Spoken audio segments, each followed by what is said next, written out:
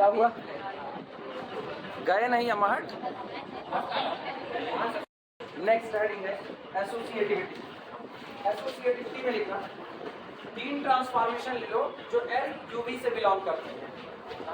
Late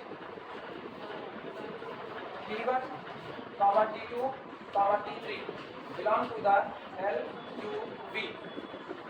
मान लिया T1, T2 और T3 ये तीन के तीनों लीनियर ट्रांसफॉर्मेशन है जो काम करते हैं पहले vector space U over F से दूसरे vector space V over F के बीच में। अब हमको दिखाना है, याद रखो दिखाना क्या, दिखाना अपने को ये है कि T1 plus T2 plus T3 ये जो आपका ट्रांसफॉर्मेशन है ये किसी अल्फा पर वही इफेक्ट प्रोड्यूस करेगा जो T1 plus T2 plus T3 produce करेगा। अगर दो ट्रांसफॉर्मेशन किसी भी अल्फा पर सेम असर प्रोड्यूस करते हैं तो दोनों ट्रांसफॉर्मेशन आपस में क्या होते हैं, बराबर। बराबर की बात है, एसोसिएटिविटी बाद में आएगा, पहले तो बराबर है। अपने को कहना है एसोसिएटिविटी में क्या कहा जाता है, T1 plus T2 plus T3 बराबर आना चाहिए T1 plus T2 plus T3, ये बराबर आना चाहिए। ये बराबर कब आएगा, अगर हम बात करें इनकी तो ये कौन है, ये ट्रांसफॉर्मेशन, ये खुद एक ट्रांसफॉर्मेशन है। ये कौन है, ट्रांसफॉर्मेशन, ये भी कौन है, ट्रांसफॉर्मेशन। और आसान भाषा में पढ़े तो ये कौन है, रूल है, ये भी कौन है, रूल है। ये दो रूल आपस में बराबर हैं। दो रूल आपस में तब बराबर होते हैं जब वो किसी एक पर्टिकुलर एलिमेंट पर नहीं बल्कि सेट के जितने एलिमेंट हैं सबके साथ वो कैसा व्यवहार कर रहे हैं, सबके साथ एक जैसा व्यवहार, तभी वो दोनों रूल आपस में बराबर होंगे। अब हम कह रहे हैं इस क्लास में पढ़ा रहे हैं, मान लो इसी क्लास में पढ़ा रहे हैं और ये हमसे कोई सवाल पूछे, इनको खूब मन से समझा रहे हैं और बाद में फिर जब कोई दूसरा हमसे सवाल पूछ रहा है तो हम उसको मन से नहीं समझा रहे, तो इसका मतलब निश्चित तौर पर मेरे अंदर बदलाव आया। अब हम एलिमेंट टू एलिमेंट वेरी कर रहे हैं और जब हम एलिमेंट टू एलिमेंट वेरी कर रहे हैं तो इसका मतलब मेरी वैल्यू हर पोजीशन पर बदल रही है। ये तो तब हो जब हम अकेले हैं। अब मान लो दो टीचर आए, मान लो दो टीचर आए, पहले हमने ये हमसे सवाल पूछते हैं, पहले टीचर से ये सवाल पूछते हैं, पहला टीचर इनको समझाता है, दूसरे से सवाल पूछते हैं, दूसरा ठीक उसी तरीके से समझाता है जैसे पहला समझाया था। अभी तो नहीं कह सकते हो कि दोनों एक ही रहे, अभी नहीं कह सकते। फिर उसके बाद इन्होंने सवाल पूछा, उस टीचर ने इनको समझाया, फिर दूसरा टीचर आया, हमको नहीं पता वो कौन, इन्होंने वही सवाल उससे पूछा, उसने क्या किया, डिट्टो उसी तरीके से समझाया जैसे पहले वाले ने समझाया था। फिर वही दो लोग हैं, वो दो लोग बदल नहीं, आपकी बार क्लास में वो दोनों लोग घूमना शुरू किए और मान लो एक हम है एक कोई और, एक हम एक कोई और, तुम्हारी नजर में वो कोई और एक डिफरेंट है, मेरी नजर में अभी पता नहीं वो कौन है, बस इतना पता है कि दो लोग क्लास में मौजूद है, एक हम है एक और है कोई। उसके बाद इनके पास आते हैं कि एक सवाल पूछती है, इन्होंने सवाल पूछा, पहले हम बताए और जिस जिस तरीके से बताए थे, जहां जहां पिन पॉइंट करते हुए बताए हुए थे वो सारी बातें जब इन्होंने वही सवाल दूसरे पूछा तो उसी तरीके से उसने बताया। अब ये दो लोग पूरे क्लास में घूम रहे और जो भी सवाल पूछ रहा है दोनों का तरीका एक जैसा है, वास्तविकता भी ये दोनों आदमी एक ही, अलग अलग नहीं। ये इसलिए हो रहा है क्योंकि जो तरीका पहला अपना रहे डिट्टो वही तरीका दूसरा, और किसी एक दो के लिए सबके लिए। अगर मान लो कोई एक स्टूडेंट ऐसा हुआ, मान लो इनके पास है, इनको सवाल बताया एक तरीके से, कोई दूसरा है वो दूसरे वाले से इन्होंने सवाल पूछा, उसका तरीका आपकी बदल गया। एक एलिमेंट पर दोनों डिफरेंट हो गए, इसका मतलब दोनों पर्सन कौन थे, अलग अलग अब तय हो गया, दोनों अलग अलग, क्योंकि एक पर उनकी वैल्यू क्या कर गई, डिफर कर गई। इसी तरीके से रूल का होता है, ये एक रूल है। ये रूल किसी एलिमेंट अल्फा को बदलता है और जिस एलिमेंट अल्फा को ये बदलता है उसी एलिमेंट अल्फा को ये भी बदलने जाता है और दोनों का बदलाव सेम आता है। जो रिजल्ट आता है, मान लो इन्होंने क्या किया, इन्होंने अल्फा पर ऑपरेट किया और अल्फा पर ऑपरेट करके अल्फा 1 पर ऑपरेट करके बना दिया क्या, बीटा 1। उसी अल्फा 1 पर जब इन्होंने ऑपरेट किया तो इन्होंने भी क्या बनाया, बीटा 1। तो इसका मतलब इस अल्फा 1 के लिए दोनों का नेचर कैसा था, डोमेन का दूसरा मेंबर लाओ अल्फा 2। अल्फा 2 पर ये लोग ऑपरेट करते हैं, क्या बनाते हैं, बीटा। इसी अल्फा 2 पर ये भी ऑपरेट करता है और ये भी क्या बना देता है, बीटा। अभी भी दोनों का नेचर सेम टू सेम चल रहा है। अब डोमेन का तीसरा मेंबर अल्फा 3, उस पर ये लोग ऑपरेट करते हैं, उसको बदल देते हैं किस पर, बीटा 3 पर, और उसी अल्फा 3 पर ये भी ऑपरेट करता है और ये उसको बदल देता है बीटा। बदल दिया कि नहीं। इसका मतलब जो लोग एक जगह पर अच्छे अच्छे साफ सुथरे साफ साफ एक एक दिखाई दे रहे थे उनकी वैल्यू यहाँ पर डिफरेंट है। तो इसका मतलब क्या, ये दोनों रूल सेम हो सकते हैं। अगर ये दोनों रूल सेम हुए होते ना, तो अगर इसने अल्फा 3 को बीटा 3 पर भेजा था, तो ये भी अल्फा 3 को कहाँ भेजता, बीटा 3 पर भेजता, अलग ना भेजता। क्लियर हुआ ये कंडीशन। इसका मतलब आप कहते हो two transformation will be equal, एक ट्रांसफॉर्मेशन मान लो टी है और दूसरा ट्रांसफॉर्मेशन टी डैश है। These two transformation will be equal, ये आपस में बराबर होंगे if t image of alpha always equal to t dash image of alpha for all alpha belong to the domain में बैठे किसी भी एलिमेंट को उठा लो, उसकी इमेज टी से निकालो, उसी एलिमेंट की किससे निकालो, टी डैश से। और अगर इमेज हर बार बराबर आती है तो इसका मतलब आप जो अलग अलग नहीं बल्कि दो सेम ट्रांसफॉर्मेशन लेकर के आगे बढ़ो। हाँ या ना? हमको क्या दिखाना है, हमको दिखाना है t1 plus t2 plus t3 बराबर है t1 plus t2 plus t3 के। तो चाहे पहले t2 t3 एक साथ आए फिर t1 आए, चाहे t1 t2 एक साथ आए फिर t3, ये आपस में बराबर हो। ये आप तभी बराबर कर सकते हो जब किसी भी अल्फा के लिए इनके द्वारा निकाली गई इमेज भी कैसी आ जाए, सेम आ जाए। अदरवाइज ये लोग कैसे हो जाएंगे, समझ में आई बात कैसे हुआ। और रियल लाइफ का मैकेनिज्म बहुत बहुत भारी पड़े। रियल लाइफ कम नहीं, एक मशीन लेकर के आओ, उस मशीन में संतरा डाल रहे हो, दो मशीन साइड बाई साइड लेकर के आओ। एक मशीन में संतरा डाल दी, संतरे का जूस निकाल दिया, आम डाल दिया, आम का निकाल दिया, इमली डाल दी, इमली का निकाल दिया। दूसरी मशीन में संतरा डाल दिया, आम का जूस निकाल दिया। क्या दोनों मशीन सेम है? अंदर में झोल आ चुका। एक मशीन संतरा डालने पर संतरे का जूस निकालती है, दूसरी की संतरा डालने पर आम का निकालती है। ये जादूगर मदन कुल्लू का जादू हो जाएगा। दोनों मशीनें अलग अलग, आप दोनों मशीनें से नहीं है, लेकिन दो मशीन आपने साइड बाई साइड रखी। पहले में आम डाला, आम का निकला, दूसरे में आम डाला, आम का ही जूस निकला। इमली डालते हैं, इमली का निकलता है, इमली डालते हैं, इमली का निकलता है। टमाटो सॉस डालते हो, टमाटो सॉस बाहर आता है, दूसरे में भी टमाटो सॉस बाहर आता है। डिट्टो एक बराबर का असर है। मतलब दोनों जो आपको दी गई है मशीनें वो अलग अलग, कंपनी अलग है, अपने को कौन मतलब है। कंपनी चाहे बाहर में जूता पहनोगे, अच्छा जूता खरीदो रीबॉक कब पहनोगे, गड़ोए में। जूता खरीदो बाटा का, तो खपड़िया में लाद के घूमोगे, कौन पहनोगे, कहा गड़ोए में पहनोगे। तो इसका मतलब दोनों जूता इसीलिए कहा जा रहा है क्योंकि दोनों का काम एक है, दोनों कहाँ पहनना चाहिए, पैर में पहनना चाहिए। दोनों का ट्रांसफॉर्मेशन एक है, पैर को कांटे से बचाएगा, चलते वलते वक्त बचाएगा ट्रांसफॉर्मेशन से। इसीलिए आप दोनों को क्या करोगे, जूता। लेकिन अब भैया आप और भी वेरायटी देख रहे हो, ये जूता एकदम में पहन के कूदे हो गए, दबे तुरवा लिए स्पंज वाला जूता जिसमें इसमें उसमें मरीज होती है, और दूसर का है आराम से पहन के जमीन पे चलो। दोनों का ट्रांसफॉर्मेशन अलग है। आप रूल देख रहे हो, किस हिसाब से देख रहे हो, इस पर डिपेंड कर रहा है। अगर हम कह रहे हैं पहला ट्रांसफॉर्मेशन एलिमेंट को 2 गुना करता है, पहला ट्रांसफॉर्मेशन कोई डिफाइन किया गया, वो ट्रांसफॉर्मेशन आप जो भी नंबर डाल रहे हो उस नंबर को 2 गुना कर रहा है। आपको एक और ट्रांसफॉर्मेशन जी दे दिया गया, उस ट्रांसफॉर्मेशन जी में जो भी नंबर डाल रहे हो उसको 2 गुना कर रहा है। वास्तविकता में दोनों ट्रांसफॉर्मेशन अलग अलग नहीं बल्कि कैसे हैं, सेम टू सेम है।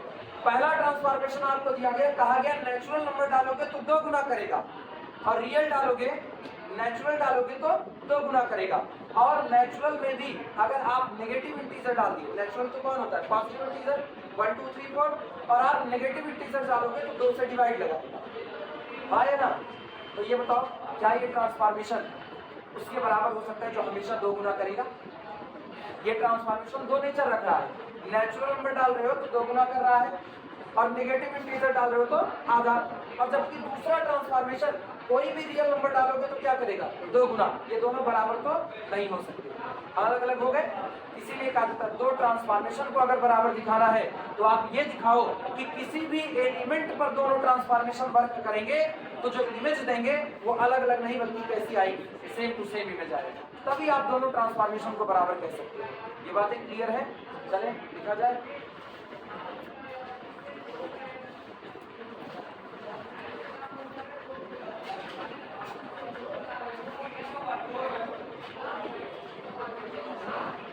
प्रूफ करने का तरीका देखना। हम मान रहे हैं, लिखना हम केवल देखते रहो, let T1 T2 T3 belong to the LUV। Now for any, पहले देख लो उसके बाद लिखना, for any alpha belong to the domain U। Domain में बिलोंग करने वाले किसी भी अल्फा के लिए we operated T1 plus T2 plus T3 operated on alpha. याद करो तुमको जो रूल डिफाइंड है, जो थ्योरम के शुरुआत में रूल डिफाइंड है, एडिशन का रूल कैसा डिफाइंड है, कह रहे हैं whenever T1 plus T2 operated on any alpha, result will be T1 operated on alpha plus T2 operated on alpha। यही रूल डिफाइंड था। अब ये बताना T2 T3 लीनियर ट्रांसफॉर्मेशन, तो दोनों का जोड़ भी कौन होगा, लीनियर ट्रांसफॉर्मेशन। चलो थोड़ी देर के लिए कहते हैं आप कौन T, तो यहाँ क्या लिखा मिल रहा है, T1 plus T operated on alpha. Rule के हिसाब से क्या होगा, रूल के हिसाब से T1 operated on alpha plus T operated on alpha. अब जरा T की वैल्यू को प्रकट कर दो, तो ये होगा, लिखा गया है T1 operated on alpha plus T1 plus T2 operated on T2 plus T3 operated on alpha. यही लिखा गया कि नहीं। हम क्यों ये बचकानी हरकत करें, इतनी समझ मुझको है कि हम पहले ही प्रूव कर चुके हैं ड्यू टू क्लोजर प्रॉपर्टी। आप क्लोजर प्रॉपर्टी से ये बात हमेशा कह सकते हो, T2 is the linear, T3 is the linear, then there sum is also a linear transformation. तो आप ये सब ना लिखो, आप सीधे लिखो first T1 operated on alpha, then this transformation operated on alpha, यानी T2 plus T3 operated on alpha. लिख सकते हो कि नहीं। फिर सुनना, इसको आप क्या लिख सकते हो, T1 ऑफ अल्फा, रहने दो, कोई दिक्कत नहीं। ये क्या फिर दो लीनियर ट्रांसफॉर्मेशन मिलकर अल्फा पर ऑपरेट कर रहे हैं, जैसा एडिशन डिफाइंड है उस हिसाब से आप लिखोगे T2 of alpha plus T3 of alpha. सहमत हो इस बात से। अब फिर सुनना, अल्फा किसका मेंबर था, अल्फा डोमेन U का, इमेज किसका मेंबर होती है, तो डोमेन का B का मेंबर होगी। तो ये मेंबर किसका है, ये किसका, ये किसका, तो इनका सम किसका, P का, यानी R total belong to the capital B। लेकिन B कौन है,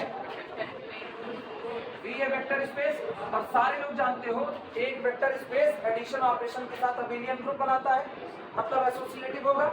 एसोसिएटिव होगा तो आप लोग इसको लिख सकते हो T1 of alpha plus T2 of alpha एक साथ, और प्लस बाहर कौन हुआ, T3 ऑफ अल्फा। सहमत हो कि नहीं।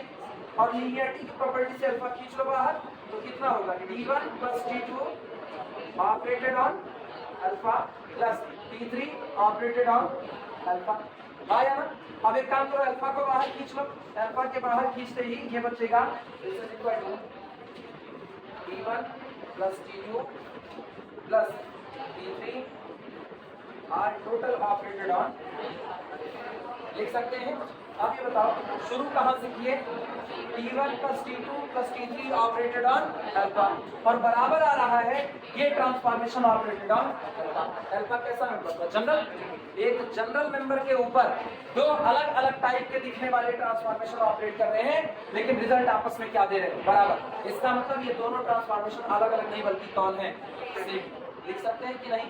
तो और एनी लिखे हुए, इसलिए अब हमको कुछ लिखने की जरूरत। This implies that T1 plus T2 plus T3 always equal to T1 plus T2 plus associativity definite. समझ में आई बातें कैसे हुआ, अब नोट कर सकते हो, अब नोट कर। और अगर यहाँ लॉजिक देना चाहे दे देना, due to associativity in the capital B, यहाँ पर लिख देना एसोसिएटिविटी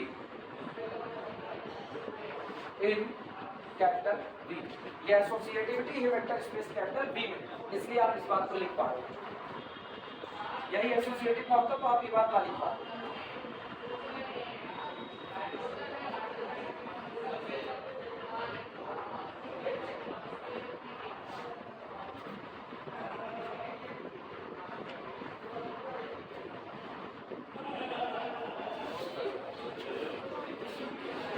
लोगों को ना महाभारत में रोल देने लायक है।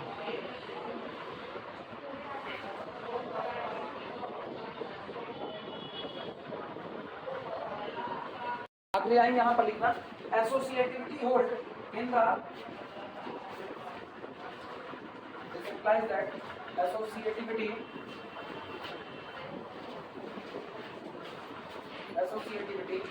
holds in LUV। इस दिए गए सेट एसोसिएटिविटी होल्ड कर, ठीक। अच्छा, एक्सिस्टेंस ऑफ आइडेंटिटी बाद में दिखाते हैं, कम्यूटेटिविटी लगे हाथ दिखा दे पहले, या चलो सीरियल से चलते हैं। पैटर्न याद रहता है सीरियल से चलने पर। अभी हेडिंग डाल देना existence of identity, existence of identity.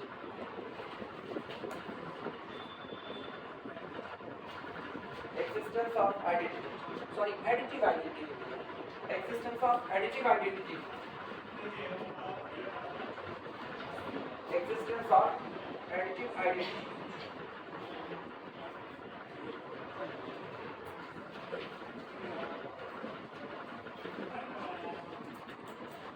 हो गया। अब अपनी मर्जी से एक फंक्शन को डिफाइन करें, अपनी मर्जी से कितना let null cap be a zero transformation, या ऐसे from u to v we are zero transformation।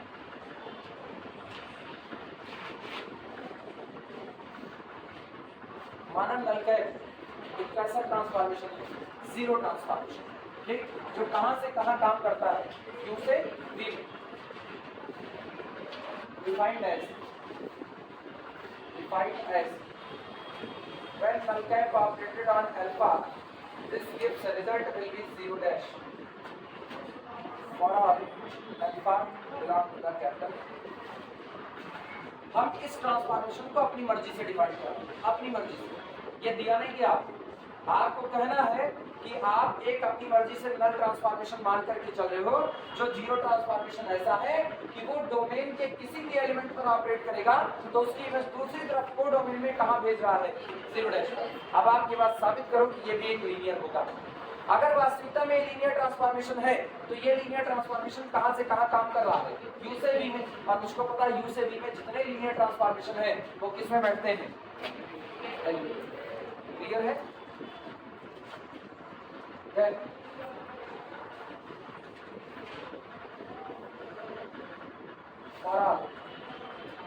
For all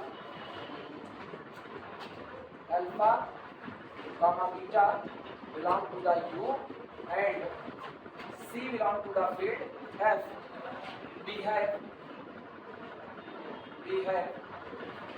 null cap operated on c alpha plus beta is equal to, एक लाइन में बात खत्म करेंगे, is equal to c is equal to 0।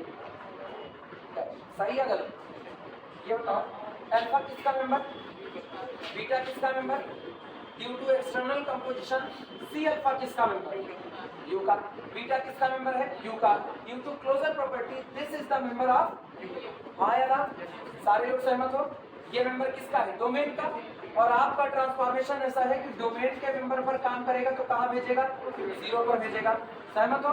और आप इस जीरो को लिख सकते हो, this can be written as c into null cap operated on alpha plus null cap operated on beta। बोल भैया सही या गलत, null cap अल्फा पर ऑपरेट करके कहां भेजेगा, जीरो डैश पर, null cap बीटा पर ऑपरेट करके कहां भेजेगा, जीरो डैश पर, zero dash plus zero dash again कितना आएगा, जीरो डैश। क्या लीनियरिटी की प्रॉपर्टी होल्ड कर रही है कि नहीं, null cap operated on c alpha plus beta is equal to c null cap of alpha plus null cap of beta, है लीनियर, एक बात हुई। इसका मतलब this implies that null cap belong to the LUV, क्योंकि ये linear है, लेकिन अभी सिर्फ और सिर्फ क्या किया है, बिलोंग किया, अभी आइडेंटिटी नहीं बना। अब इसको आइडेंटिटी बनाएंगे कैसे, लिखना मत, पहले समझ लो इतिहास से।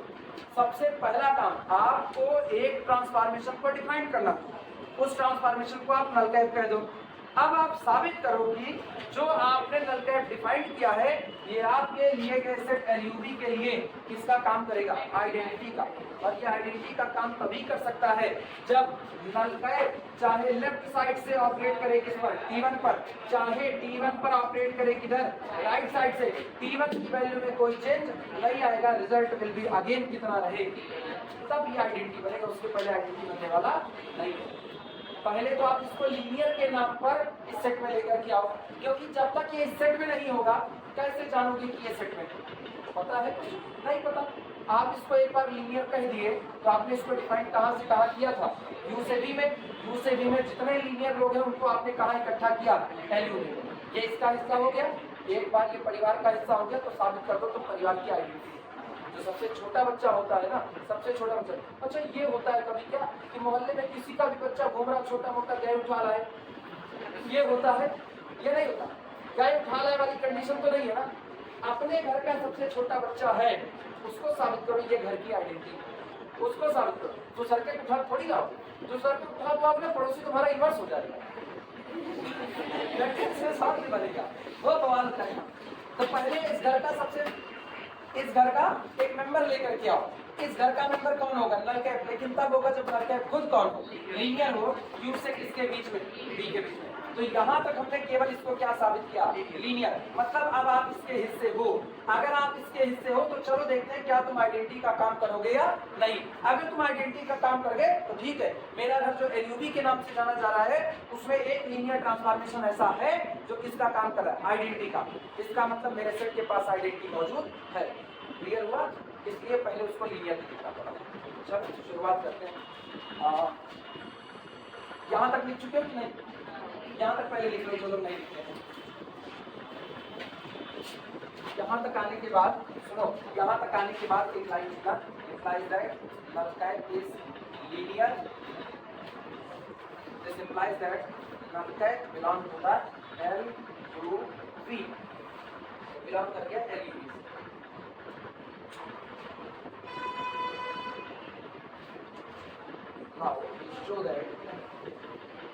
Now we show that अपन दिखाएंगे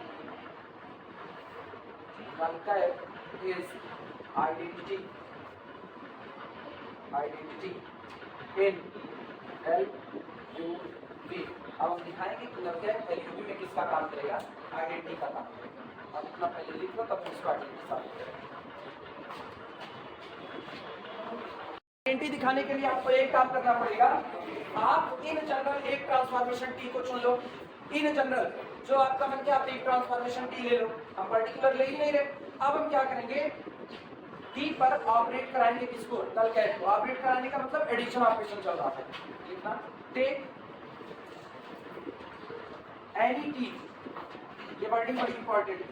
take any T belong to the LUV हुआ।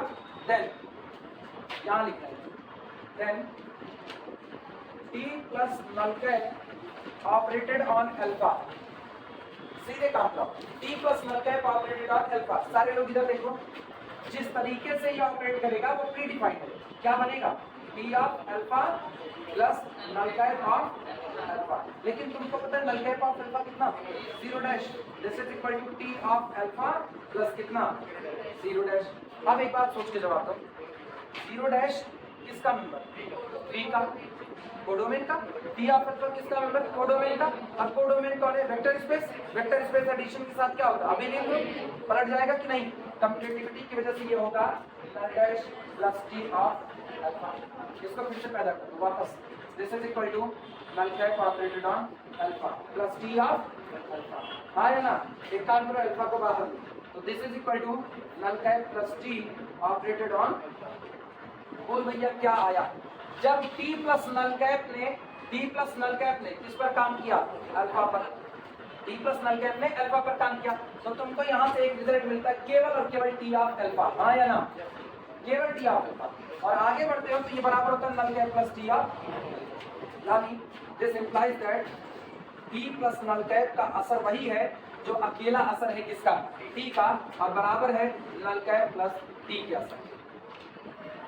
सही या गलत? फिर वापस सुनना। T प्लस नल कैप ने किस पर काम किया? रिजल्ट आते आते आया 0 प्लस T ऑफ अल्फा।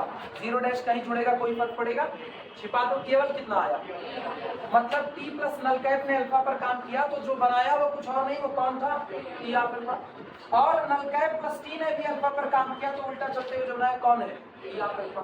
यानी चाहे आप कहो T प्लस नल कैप, चाहे कहो नल कैप प्लस T, और चाहे कहो ओनली T, असर तीनों का क्या होगा? एक बराबर होगा। तो आप लिख सकते हो T plus null cap equal to T equal to null cap plus T। आप सोचो एक मैपिंग जब राइट साइड से ऐड होती है तब भी टी बनाती है, लेफ्ट साइड से ऐड होती है तब भी टी बनाती है। मतलब ये मैपिंग टी पर कोई असर नहीं डालती, चाहे लेफ्ट से ऑपरेट आए चाहे राइट से। तो ये किसका काम कर रही है? आइडेंटिटी का, because identity has this property when operated on an element give no effect on that element, उस इफेक्ट पर कोई असर नहीं डालता है। क्लियर हुआ? तो नल कर्व किसका काम कर गया? आइडेंटिटी का। नोट कर, इतना नोट करो तो फिर line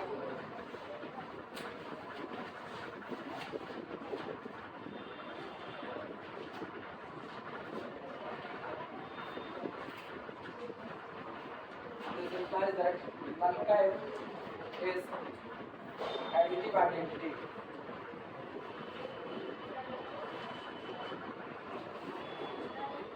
Additive identity in LUV.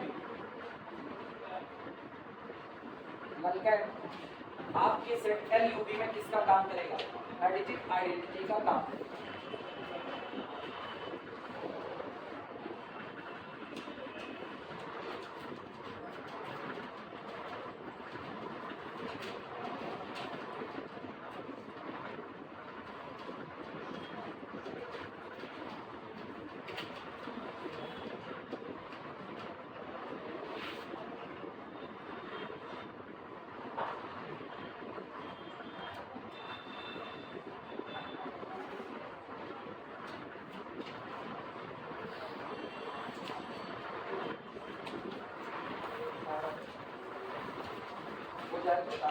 आप बारी किसकी आएगी? और सारे लोग एक बात जानते हो, याद करो, हम एक जगह पर नेगेटिव ऑफ ट्रांसफॉर्मेशन डिफाइन करवाएंगे इसी क्लास में। नेगेटिव ऑफ ट्रांसफॉर्मेशन, अगर कोई ट्रांसफॉर्मेशन टी है तो उसका नेगेटिव ट्रांसफॉर्मेशन माइनस टी होता है, और साबित करवाए थे माइनस टी भी लीनियर होता है। अंकित याद आ रहा है? तो वहीं से टपल चुन लिए थे, याद आया? टी अगर लीनियर है तो माइनस टी भी क्या होगा? लीनियर होगा। इसी क्लास में और उस दिन ना 3 ट्रांसफॉर्मेशन होते हैं, 0 ट्रांसफॉर्मेशन भी होता। याद आ रहा है सब कुछ? चलो लिखने की शुरुआत करें।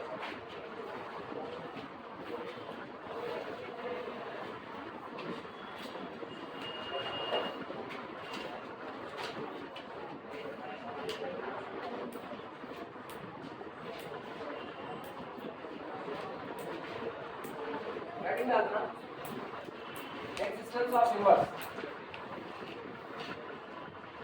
existence of additive inverse, existence of additive inverse।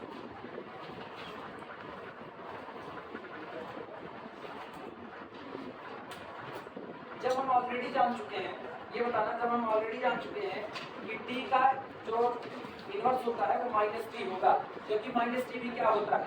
Linear.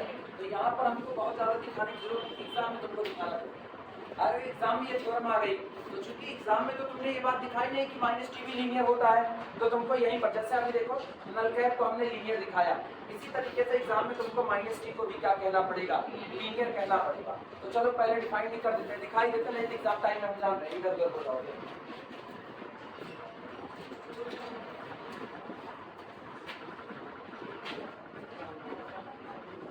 ऐसे लिखना, for each capital T from U to V there exists a minus T belong to the minus T also from U to defined as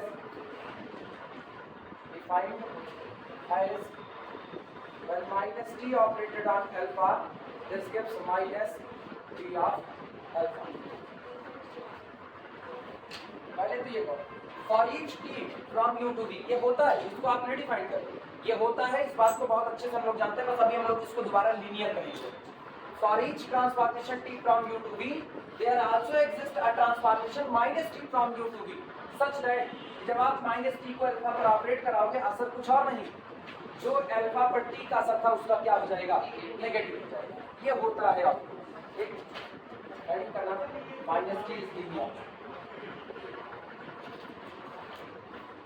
minus T is linear. चलो minus T को linear कहते हैं। For all C belong to the field F, alpha comma beta belong to the domain U, minus क्या लिखोगे minus T operated on C alpha plus beta is equal to, बोलो भैया क्या होगा?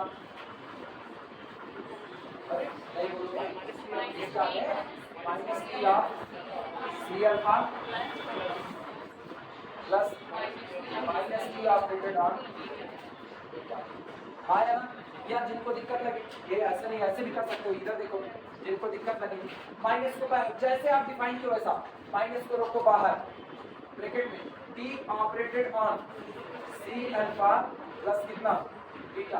अब एक काम करो माइनस को छिपा दो, टी तो लीनियर होता है, आप जानते हो टी कैसा ट्रांसफॉर्मेशन है, लीनियर। ठीक और इधर बताए नहीं ना,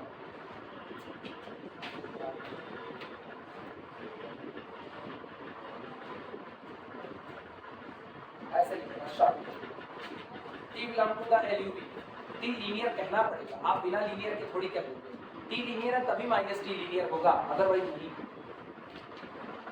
minus T operated on C alpha plus beta. अब ये बताओ टी कैसा लीनियर है, तो लीनियरिटी की प्रॉपर्टी को फॉलो करेगा, माइनस को बाहर रोक रहे हैं ब्रैकेट में देखना C T of alpha plus T of beta. सहमत हो इस बात से? अच्छा फिर एक चीज बात, this is equal to minus को धीमे से अंदर ले जाए, तो माइनस अंदर ले जाएंगे सी बाहर करो माइनस टी ऑफ अल्फा लिख के आप सीधे सीधे बहुत हो गया। अब फिर प्लस माइनस टी ऑफ कितना बीटा। ये आपको क्या बता रहा है? This implies that minus T also belong to the minus T भी लीनियरिटी की प्रॉपर्टी ले लिया, क्योंकि minus T of C alpha plus beta is equal to minus C minus T of alpha plus minus T of beta, यही तो linearity है। तो minus T आपका कैसा हो गया? लीनियर हो गया। एंड और साथ बता रहे हैं and T plus minus T operated on alpha, गौर करना T plus minus T operated on alpha is equal to क्या देगा? बोलो भैया टी ऑफ अल्फा, और अब हम सीधे लिख रहे हैं माइनस टी ऑफ, और इसको कहते हैं this is equal to null cap of alpha. सहमत हो कि नहीं? इसी तरीके से similarly minus T plus T operated on alpha, बोलो क्या आएगा? Minus T of alpha plus T of alpha, और सबको पता है minus T of alpha plus T of alpha कितना? जीरो डैश, लेकिन जीरो डैश को आप लिख सकते हो this is equal to null cap of alpha, लिख सकते हैं। सोचो टी प्लस माइनस टी किया तब भी नल कैप, टी और जैसे माइनस टी प्लस टी किया तब भी क्या आया? नल कैप। यानी this implies that T plus minus T करो तब भी नल कैप के बराबर है, और चाहे माइनस टी प्लस टी करो तब भी किसके बराबर? नल कैप के। अगर दो लोगों के जोड़ पर आइडेंटिटी मिल रही है तो दोनों लोग एक दूसरे के कौन होंगे? इनवर्स होंगे। This implies that minus T is additive inverse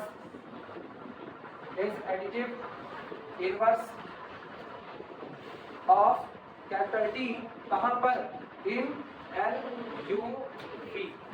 जो सेट आपने लिया उस सेट में टी का एडिटिव इनवर्स कौन हुआ? Minus T. इनवर्स भी होल्ड कर दिया, या तो इनका दिक्कत क्या हो तो बताओ। अभी तो अपनी जमीन पर खड़े हैं, हवा में नहीं उड़े कि हम लोग क्या झुकेगा नहीं, अभी तो हम लोग बिल्कुल झुक सकते हैं। जय बात बताए बात।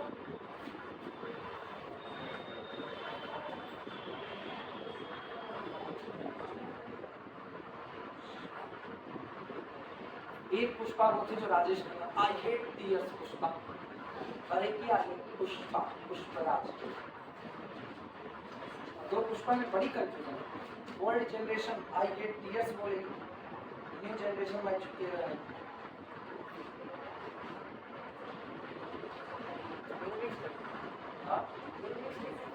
नहीं हो सकता ना, ये पुष्पा लड़का है, वो पुष्पा लड़की थी।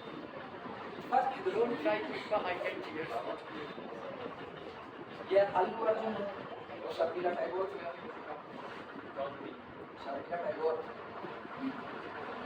नवाब पटौदी की वाइफ, नवाब पटौदी क्रिकेटर यार यही है। अब विराट कोहली के फॉर्म में पुराने लोगों को क्या ध्यान? नवाब पटौदी नहीं सुने, बताओ यार। अरे तुम्हारी जान में फेमस नहीं है। तो कितना हो चुका है, इसमें कितना हुआ? कम्पिटिटिव बचा हुआ है, आखिरी लगाओ हेडिंग कम्पिटिटिव, हेडिंग डालो कम्पिटिटिव।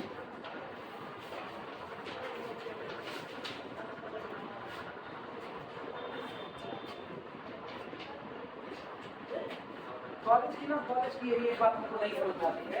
अच्छा, हम जब राजस्थान पढ़ा रहे थे तभी हम एक चीज को देख रहे थे, एनएसएस का कैंप और क्लास ये दोनों एक साथ कैसे हो सकता है, इनको ये बात समझनी चाहिए। हम लोग जब पढ़ते थे तब भी एनएसएस का कैंप था, इसी चक्कर में हम लोग एनएसएस नहीं डालते क्योंकि पता था कि एक हफ्ता 4 दिन 5 दिन जितने के लिए एनएसएस का कैंप लेकर के जाएंगे, क्लासेस छूटती चलो हम तो कोचिंग वाले, हम तो नेगलेक्ट करो, बाद कॉलेज में क्लास बंद होगी, चलती रहेगी। जो एनएसएस कैंप में चला गया उसकी कौन सी व्यवस्था है कि आप उसको कहां से पढ़वा दोगे, लेकिन कॉलेज वाले एनएसएस का कैंप और क्लास दोनों एक में सड़ा करके एकदम लगाते हैं। हम लोगों के टाइम में इधर लिख वो चल रहा था, बेसल्स डिफरेंशियल इक्वेशन चल रहा था, बेसल्स का इक्वेशन चल रहा था और एनएसएस का कैंप गया हुआ था। अब उसी दौरान 3 दिन ये चल रहा था स्टेबल अनस्टेबल इक्विलिब्रियम और एनएसएस का कैंप गया हुआ था। मतलब जो एनएसएस के कैंप में गया वो पूरी तरह अनस्टेबल हो गया। हम लोगों में यही बात था और वही आज भी चल रहा है। ये लोग जाने किस बुद्धि से पैदा हो गए हैं कि ये लोग सही सलामत टाइम नहीं लगा पाते। कैंप लगाइए तो कॉलेज में छुट्टी कर दीजिए, भाई हम कोचिंग की बात नहीं कर रहे, कैंप लगाइए कॉलेज में छुट्टी कर दीजिए, क्योंकि आप कॉलेज को देख के कैंप लगा रहे, कोचिंग देख के नहीं। कोचिंग तो एक अलग से व्यवस्था चाहिए, उसको हटाइए।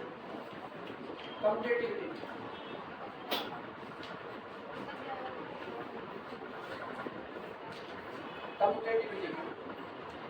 और पढ़ाई से समझौता हम कर नहीं सकते थे, इसीलिए एनएसएस का कैंप कभी गए फॉर्म में नहीं डाला, इनके जाओ हम नहीं जाना।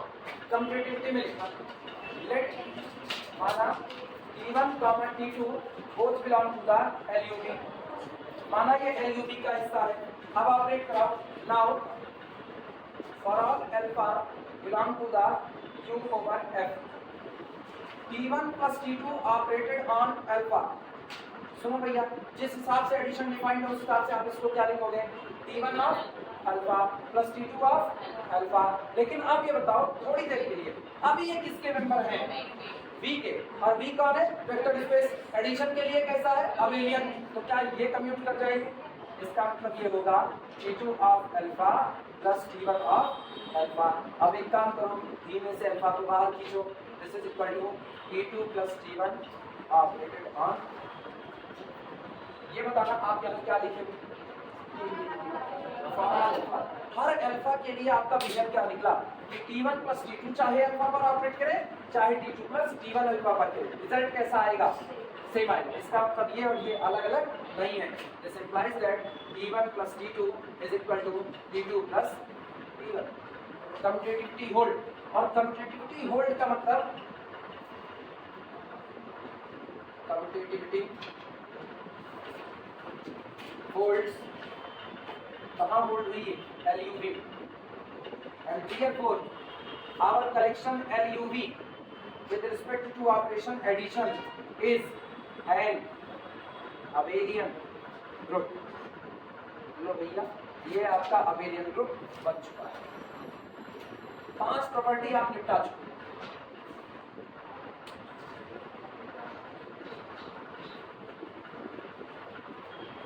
अब बारी scalar multiplication distribute over vector addition. अब इनकी कहानी चलेगी, तो एक बार लिख लो, बड़ी भारी प्रॉपर्टी है इसकी, एक तरफ से लगाते हो समझ जाओ,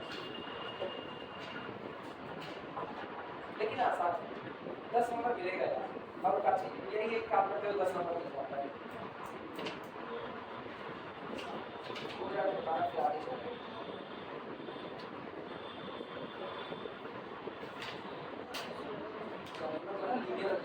कैटेगरी पढ़ा रहे थे ना एनालिसिस वालों को जाएंगे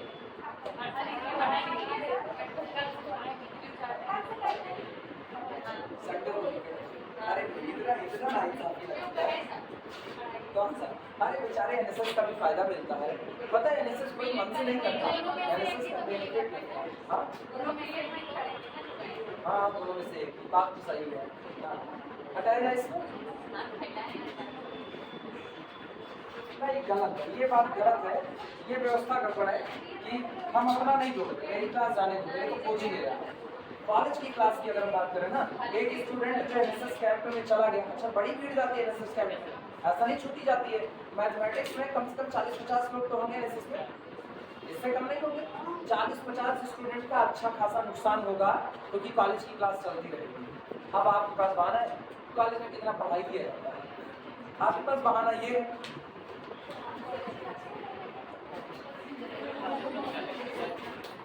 हम बता रहे हैं ना कॉलेज अपने आप की इतना बर्बाद कर चुके हैं कॉलेज वाले, प्रैक्टिकल का डर खत्म कर दो ना, लड़के कॉलेज की क्लास में दिखाई न दे, इतना अपने को बर्बाद कर चुके हैं। जबकि ये व्यवस्था बहुत गलत है, जितना ये बर्बाद होंगे कोचिंग कल्चर उतना ही ज्यादा बदतर हालत में पहुंचेगा।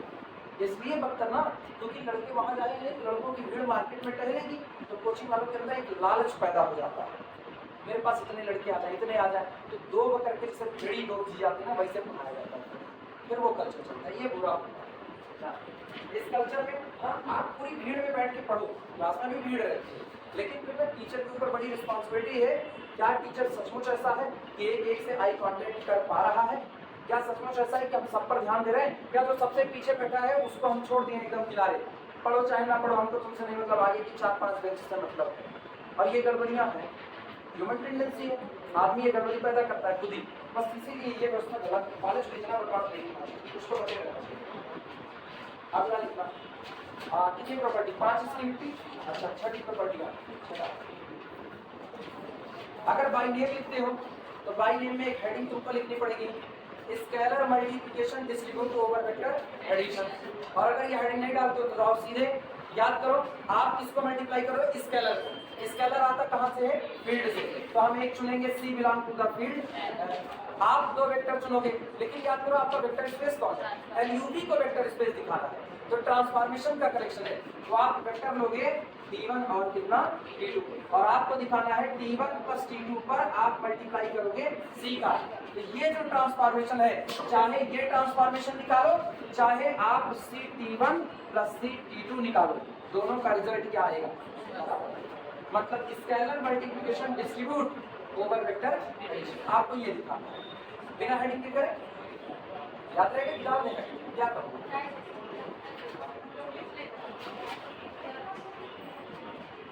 ऐसा होता है स्केलर मल्टीप्लिकेशन, छोटे छोटे लिखना, distribute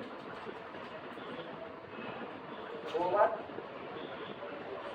vector addition,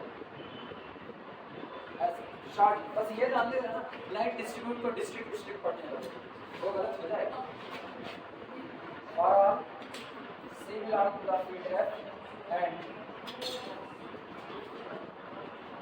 for all T1 comma T2 belong to the L U P C,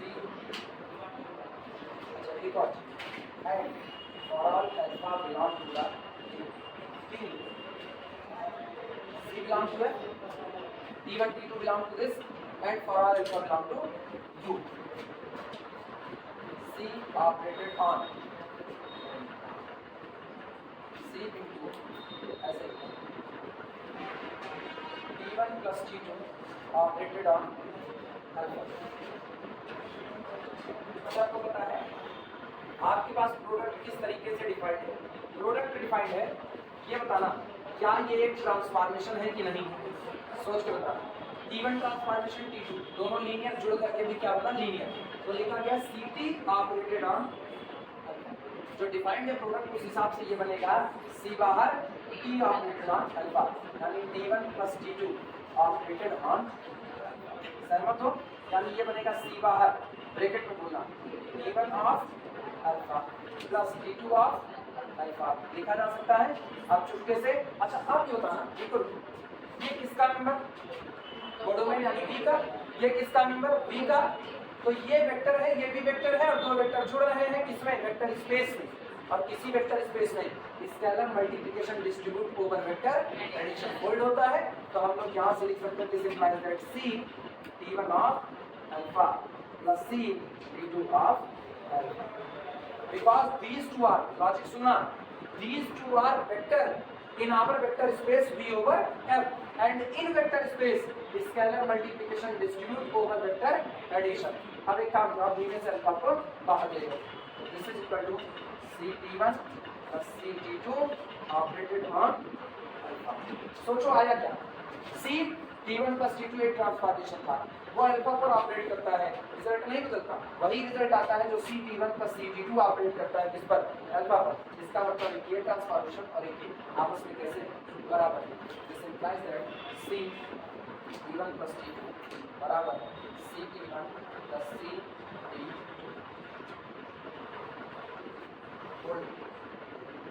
scalar multiplication distribute over vector addition मुश्किल नहीं है, लेकिन वेक्टर स्पेस की प्रॉपर्टी ढंग से याद होनी चाहिए, और मुश्किल नहीं। ये लॉजिक ऐसा क्यों होता है इसके बाद, इसका बहुत सिंपल सा लॉजिक है, these two are vectors in the codomain and in a vector space, in a vector space scalar multiplication always distributive over vector addition. अगर हम हर एक बात को लिखेंगे ना, ये खूब लंबा पतला तैयार होगा, खाली थोड़ी थोड़ी, इसीलिए कुछ बातें ना अंडरस्टूड होती है। लड़के इसको समझते हैं बस सिंपल सा मल्टीप्लाई ही तो हुआ है, नहीं, सिंपल मल्टीप्लाई नहीं हुआ, आप वही प्रॉपर्टी अप्लाई करो जो वेक्टर स्पेस में लगती, नहीं कोई प्रॉपर्टी नहीं बना।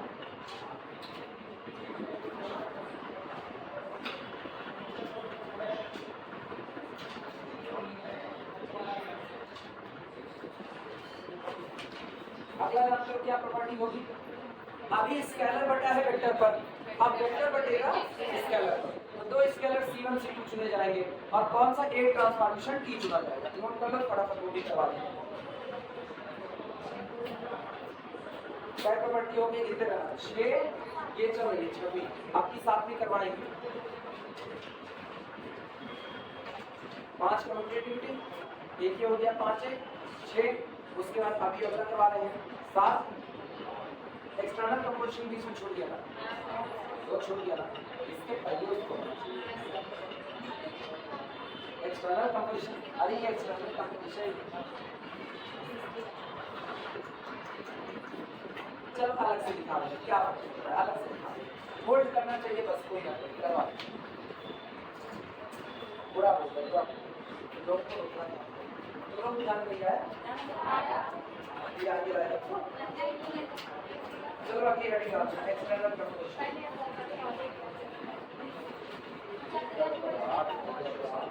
चलो देखिए एक्सटर्नल कंपोजिशन 7वीं,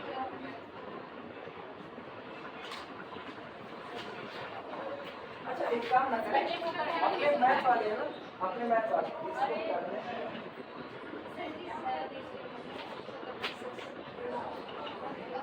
तुम लोग भी ऐसे कर लेंगे,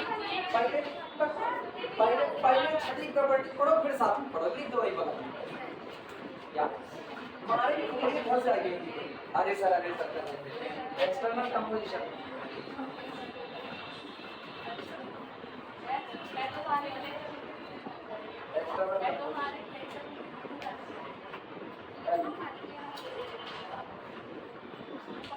इसकी बात, external composition for all C belong to the field and T belong to the V। CT को भी कहाँ आना चाहिए, CT को भी लीनियर होना चाहिए, या इतना लिखा था,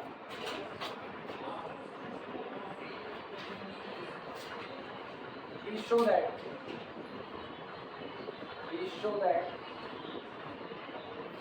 CT belong to the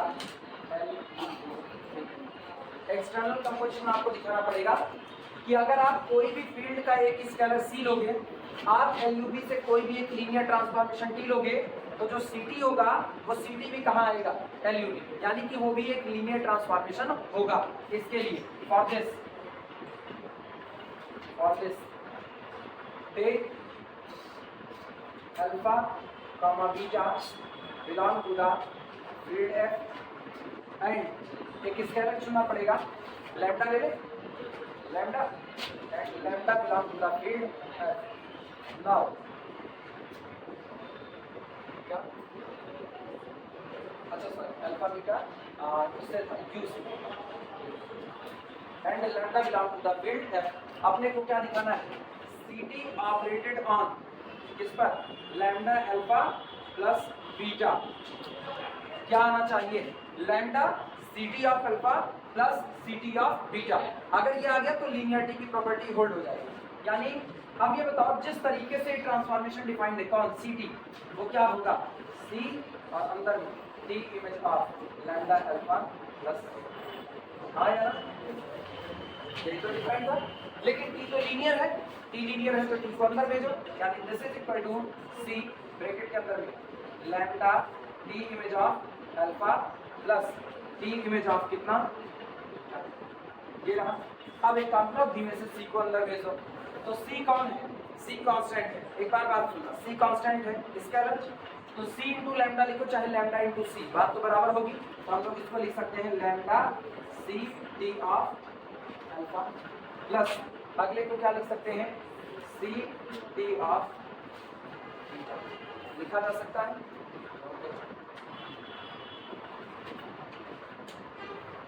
अब खुद देख लो शुरू कहां से किए खत्म कहां पर, शुरू किए हैं ct lambda alpha plus beta, खत्म किए हैं lambda ct of alpha plus ct of beta. तो क्या ct लीनियर हो चुका है कि नहीं, यानी this implies that ct is linear transformation, this implies that ct belong to the LUV। चलो चलिए 7 प्रॉपर्टी हो चुकी है।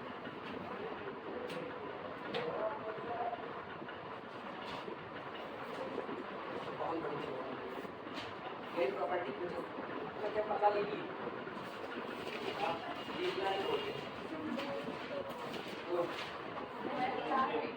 कितना हुआ अभी एक छोटा छोटा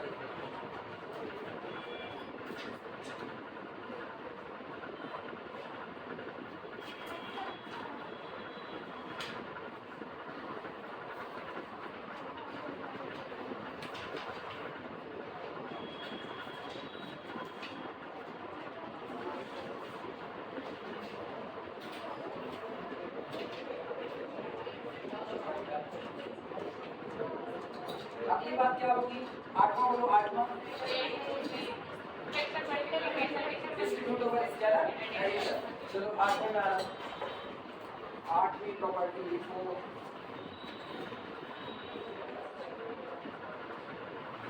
रेडी है। 8वें में vector multiplication distribute over scalar addition, vector multiplication distribute, short में लिखना ऐसे, distribute over scalar addition.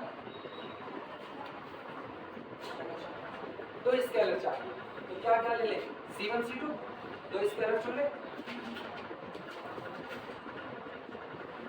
take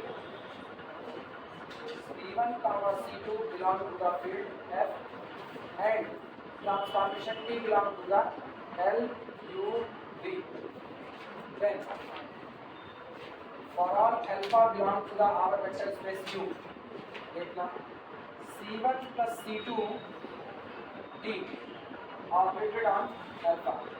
ये बताना अगर प्रॉपर्टी सही सलामत याद है तो ये होता था, हमको दिखाना है c1 plus c2 किसका एडिशन है, इसका एडिशन, मल्टीप्लाई कौन हो रहा है, वेक्टर है, रिजल्ट आना चाहिए c1t plus c2, यही रिजल्ट आना चाहिए। ठीक, और देखते कैसे आएगा, c1 plus c2 into t, लेकिन ट्रांसफॉर्मेशन वर्क करता है अल्फा पर। अब बताना क्या ये एक स्केलर है कि नहीं, scalar into transformation operated on alpha is equal to scalar into T of alpha, rule तो यही है। अच्छा अब ये बताना, सोच करके जवाब दो, टी ऑफ अल्फा किसका मेंबर, v का, ठीक, c1 और c2 स्केलर का छोड़ा है, ये वेक्टर है और ये स्केलर है, vector multiplication distribute over scalar addition, तो बनेगा c1 t of alpha plus c2 t of alpha. सही है गलत, आप चुपके से अल्फा को, this is equal to c1 t plus c2 t of, हाँ है ना। आप सोचो ये ट्रांसफॉर्मेशन अल्फा पर काम किया और ये ट्रांसफॉर्मेशन अल्फा पर काम किया, लेकिन रिजल्ट कैसा रहा, बराबर, ये और ये बराबर होगा, यानी फाइनल टेस्ट दिया जाए तो ये बना, this implies that c1 plus c2 of t is equal to c1t plus c2 t। Vector multiplication distribute हो चुका है स्केलर के एडिशन पर।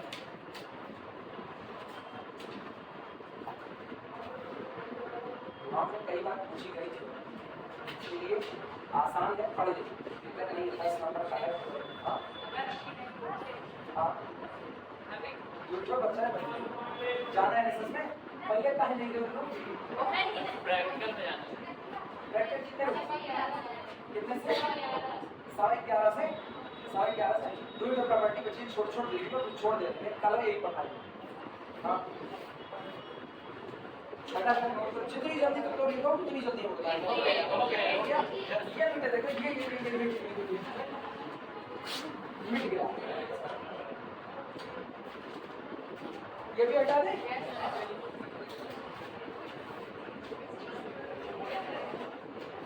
आपकी बात याद है क्या?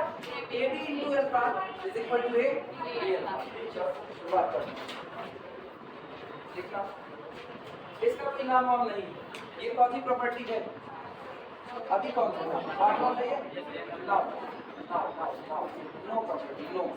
इसमें लिखना लेट माना C1, C2 belong to the field F, ठीक, and capital T belong to the L, U, V, ठीक, लिखना for alpha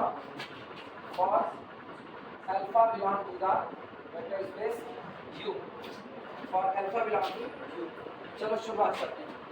C1, C2 T operated on alpha, याद में क्या दिखाना है? C1 C2 of T is equal to C1 C2 T, यही दिखाना है। तो ये बनेगा this is equal to C1 C2 को रोक के आपको T ऑफ कितना अल्फा। लेकिन ये बताओ ये किसका मेंबर? वेक्टर स्पेस B का, ठीक। और C1 C2 स्केलर है तो लिख सकते हैं C1 C2 T of alpha, लिखा जा सकता है। और अगर ऐसा हुआ तो अल्फा को फिर बात कर, this is equal to C1 C2 T और बाहर कौन दिया? सोचो क्या मिला? This implies that C1 C2 of T is equal to C1 C2 of, हो गया। अब लास्ट बचता है 1 बिलोंग टू फील्ड वाला, वो भी मेरी बगल में लिखा है 10वां, नोट करो फटाफट। बहुत ही छाप रही है भाई, नहीं लग रहा। अच्छा ये लिख लो, इधर ही लिख लो, ये let one belong to field है। सबसे पहले let one belong to field है,